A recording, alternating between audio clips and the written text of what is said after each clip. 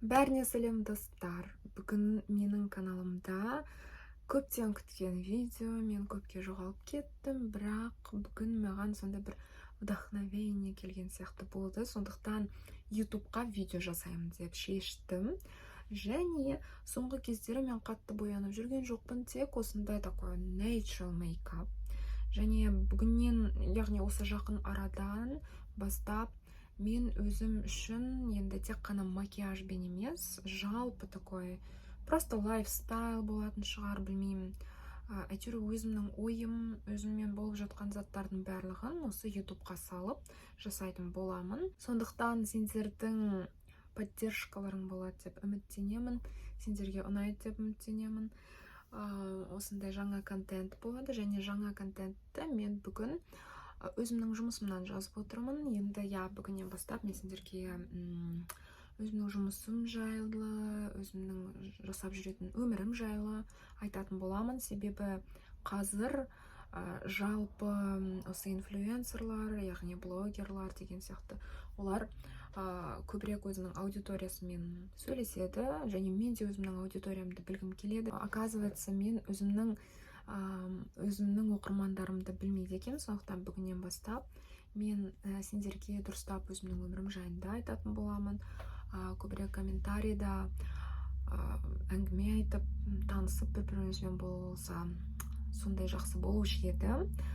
Біраз қобалжып тұрмын, бірақ енді бастаймыз. Әрдайым жаңа кезең деген ол өте қиын, бірақ менің ойымша енді выход из зоны комфорта дейді ғой. Сол выход из зоны комфорта жасау керек болды. Және ол жақсылыққа апаратын жол деп үміттенемін. Бәрі жақсы болады деп сенемін. Сол үшін, достар, міне бүгін мынандай натуральный такой natural makeup дегенді көрсетемін. Өзімнің қазіргі күнделікті жасап жүрген өте жылдам макияждардың бірі. Сонымен бүгін мен сендермен бөлісемін. Ал енді бастаймыз. Менің бетім таза, шашым жуылған. Міне объем болу үшін біраз төбесінен былай қыстырып қойдым. Қазір сонда жіберген кезде жақсы объем болады.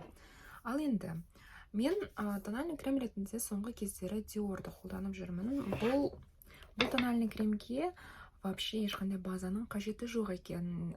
Ешқандай крем жақпаса да, по крайней мере, база жақпаса да, өте жақсы жағылады екен. Сондықтан маған ұнап жүр. Міне Dior'дан былай аламын. Примерно мне мынанша ғана. Көп қажет емес. Сосын былай бастаймын. Мына тональный кремнің түсі маған біраз келмейді, өте әппақ қылып жүреді. Сондықтан мен оны тек қана алды жағына ғана жағамын. Мына жердегі дырочкаларын бәрін жауып мұрныма. Бір жағынан beauty blender сияқты қолданамын мен. Втаптывающие движения дейді ғой. Басып прям. Басам, былай. Басып жағам. Мына тональный кремнің ішінде ухаживающий компоненттер бар. Сондықтан мен бұларды прям қорықпай жағам. Бұдан прыщик шықпайды. И прям жақсы жағылады. Маңдайыма мен көп жақпаймын, себебі қазір күз, шапка кием. Поэтому, чтобы шапкада лишний раз тональный крем қалмасын десеңдер, осылай жағасыңдар. Өте жұқа қабат қып жақсаңдар, тональный кремнің тұрақтылығы артады екен. Сондықтан жасадық. Келесі консилер. Консилер менде қазір Estee Lauder'ды алып, былай. Міне көрдіңдер, міне қараңдар, міне былай. Осы жерге ақырындап мынандай жағып қоямын. Қатты көздің астына мына жерлерге жақпаймын, тек қана міне осында жағып қоямын. Бұл пока қазір кебеді. Бұл кепкенше мен контуринг жасаймын. Контурингті міне шик.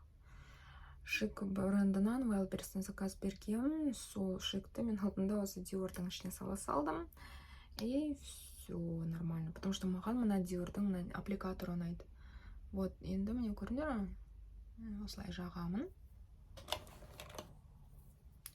Сосын былай жаямын. Көрінбейді. Шиктің маған сонысы ұнайды. Көрінбейді, такой натуральный. Көрінеді. Байқадыңдар ма? Такой натуральный тень. Мен оны өте көп визажисттерден байқап қалдым да, көп осы шикті қолданады екен. Солардың Wildberries'те магазинін тауып алдым. И все. Румяна ретінде Giordani Gold'тан помада. Мен тапсырыс бергем, что-то түсі маған ұнаған жоқ. Сосын бұны сол румяна ретінде қолданатын болдым. Былай былай жасайын. Бұл еще увлажняет, еще көрдіңдер ме? Вот блеск бар. Получается, хайлайтердің қажеті жоқ. Консилерді өзімнің ескі кисточкаммен тура қарап тұрамын да, тоже басып жай ғана жаям. Бұны қатты жаймауға тырысам. Осы орнында ғана қалдырамын, тек шеттерін ғана растушевать етіп шығамын.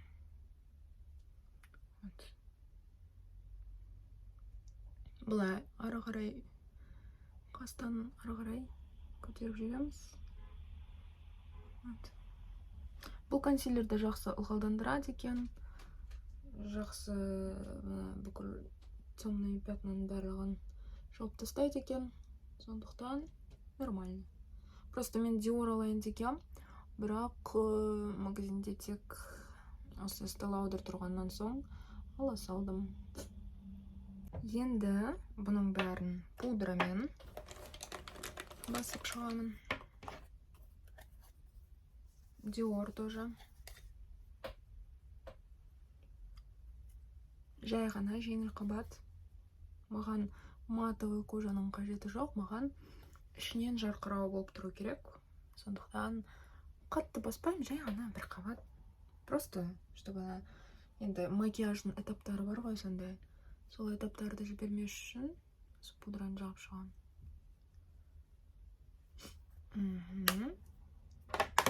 Енді осының үстінен мына өзімнің Glam Team палеткаммен мына көрдіңдер ма?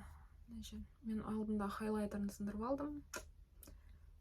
Енді мынау ғана қалды. Енді осымен мен жаңағы консилерді жаққан орынды нақтылап шығамын. Ашамын көзімді, чтобы бүкіл морщинкалардың ішінің барлығына пудра кірді. Бірақ әрине мен жаққан кезде морщинкаларға тигізбеуге тырысам, бірақ сонда да былай пудрамен былай тұрсаңдар арасындағы кішкентай дырочкалардың барлығы жабылады. Поэтому бұл техниканы қолдана беруге болады. Сосын міне міндетті түрде жерге носогубные складки осындай кетеді в основном. Тональный крем барлығы. И все. Енді мынау Oriflame'нен алған ескі кисточкаммен тоже бронзаторды алып, бұлай тоже үстінен қайталап шығам. Яғни менде жидкий контуринг болады и сухой контуринг болады, бірақ оның барлығы қатты айғайлап тұрған емес. Сондай табиғи, жай ғана, сәл ғана жұқа қабатпен жағып шығам.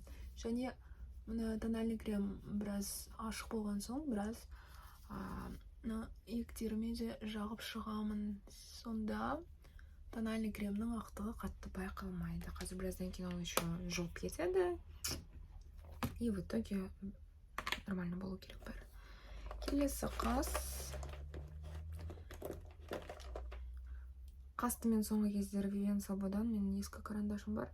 Сонымен жасап жүрмін. Түсі ұнап жүр. Такой натуральный. Кажется, мен қазір Giordani Gold'ты бітірген кезде осындай бір сұр түсті алатын шығармын, себебі сұр түс шында да жақсырақ келеді екен. Такой ашық сұр түс. Жай ғана қатты форма салмаймын, жай ғана өзімнің табиғи формамды біраз түс беріп жүремін да, ана босап тұрған орындарды толтырып қоямын, болды. Одан басқаның қажеті жоқ.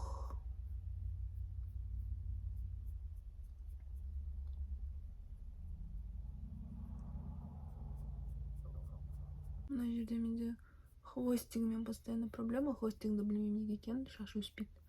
Қанша заттар жасасам да өспейді. Сондықтан мен уже қолымды түсіріп, уже не хочу делать. Айтпақшы, егер сендер осында қасты жақсы өсіретін затты білсеңдер, комментарийға жазып қалдырып кетіңдер, қолданып көрейік. Себебі мен касторовое маслоны қолдандым, әртүрлі сывороткаларды, массажды қолдандым. Көмектескен жоқ, сол қалпы мына хвостигі қатты өспейді. Вот. Сондықтан ладно, болды, қастарды бітірдік. Енді көзге мен такой натуральный тени жасаймын. Ол үшін маған мен ана жылы Жаде, золотое яблокодан Жаде фирмасынан тени алғам. Бір шетелдік инфлюенсер соны көрсетті. Осы жерден мен мынандай түсті алып, жай ғана мені база ретінде жағамын.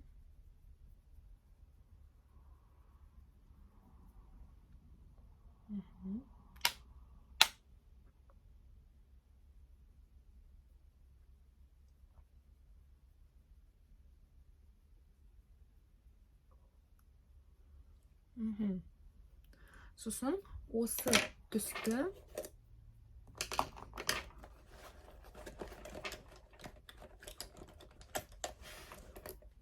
көздің астына да жап шығамын, мына линияға жап шығамын даже. Потому что мен соңғы кездер түсіндім, оказывается, ол линияға жақпаған кезде біраз такой макияж табиғи емес, бір жасанды сияқты көрініп тұрады екен. Ал астына біраз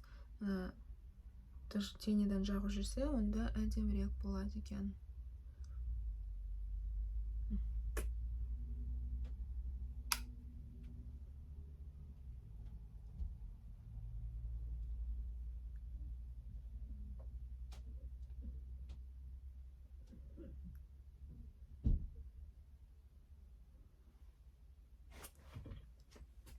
Енді осы палеткадан мына қараңғылау түсті алып,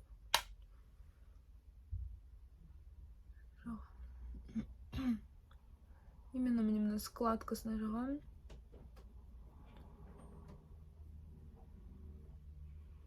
Жай ғана табиғи сондай бір жай түс беру үшін, жаңағы формалар беру үшін, біраз объем беру үшін. Астыңғы қабақта да осыны қайталаймын. Ол үшін мен өзімнің бұрынғы ескі Real Technique сол кисточкаммен алып, былай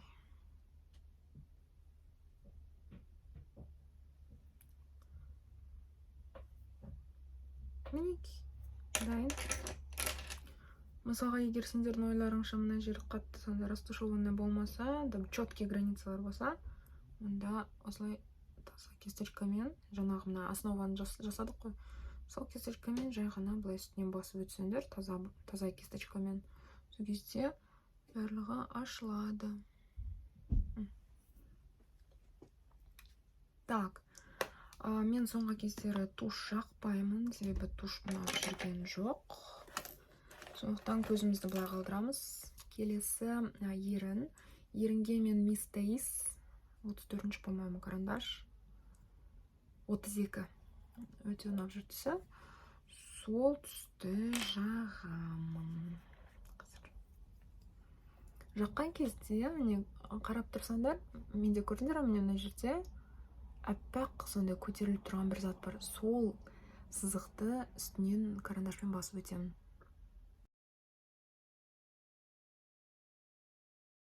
Енді осы түсті мына Oriflame'нан кремовый помадамен өте аз қалды, бір жыл бойына спокойно жетті.